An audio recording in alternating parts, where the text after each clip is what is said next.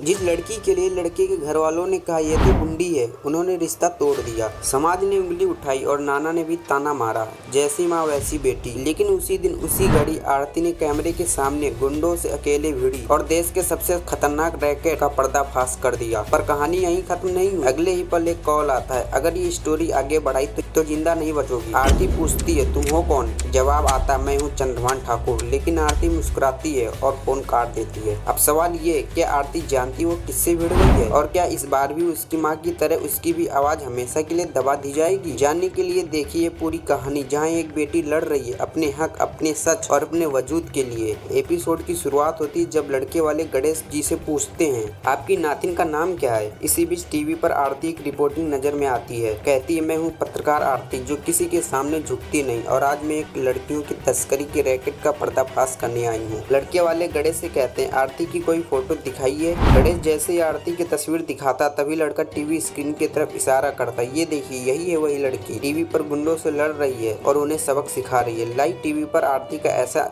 जांबाज रूप देखकर लड़के वाले दंग रह जाते हैं। वो गणेश पर भड़कते हुए कहते हैं, आपने कहा था लड़की संस्कारी है, लेकिन ये तो किसी गुंडी से कम नहीं लग रही। गणेश सफाई देने की कोशिश भी नहीं कर पाते और लड़के वाले गुस्से में उठकर चले जाते हैं। प्रदीप ताना मारता है, ये हुई आरती की 50वीं रिजेक्शन, आधी सेंचुरी पूरी। गणेश गुस्से में बड़बड़ाते हैं, जैसी माँ वैसी बेटी। उधर राजपूत हाउस में राघव अमन की तस्वीर के सामने बैठे शोक मना रहा है। तभी अभय उसे सहारा देता है और याद दिलाता है आज अमन की बरसी है। राघव गहरी सांस लेकर कहता है, 21 साल हो गए उसे गए हुए, लेकिन आज भी लगता है जैसे अभी कुछ ही दिन हुए हैं। अभय पूछता है, आप कब तक खुद को सबसे अलग रखेंगे, कब तक कोर्ट से दूर रहेंगे? राघव जवाब देता है, जिस दिन मुझे अमन के कातिल का नाम मिलेगा उसी दिन मैं कोर्ट जाऊंगा, मेरे बेटे का क्या कसूर था? और तभी गणेश का फोन आता है। राघव जैसे ही कॉल उठाता है गुस्से में कहता है, तू हर साल इसी समय क्यों कॉल करते हो? गणेश विनती करता है, आज अमन की वर्षी, अंजलि भी आना चाहती है, वो अमन की विधवा पत्नी है। और गणेश ये कहने ही वाला होता है कि उनकी एक बेटी। तभी राघव कहता है, कौन बेटी? हमारे रिश्ते अब खत्म हो चुके हैं, दोबारा कॉल मत करना। गणेश कहता है, अंजलि को हक है इस परिवार का हिस्सा बनने का। राघव गुस्से से जवाब देता है, हक चाहिए तो कोर्ट आओ, वही मिलेगा जवाब। इधर आरती कमरे में आती है और अपनी नाना गणेश से पूछती है, आप किससे बात कर रहे थे? वो फोन छीनने की कोशिश करती है, लेकिन राघव कॉल काट देता है। अबे पूछता है, क्या हुआ? राघव कहता है, गणेश हर साल इसी बहाने कॉल करता है, मुझे पता है उसे मेरी प्रॉपर्टी चाहिए, उस बेटी के नाम पर। हमारी जिंदगी उसी दिन बर्बाद हो गई जिस दिन अंजलि इस घर में आई थी। वो सोच में पड़ जाते हैं, वो महिला कौन थी जो कॉल पर मुझसे बात करने की कोशिश कर रहा है।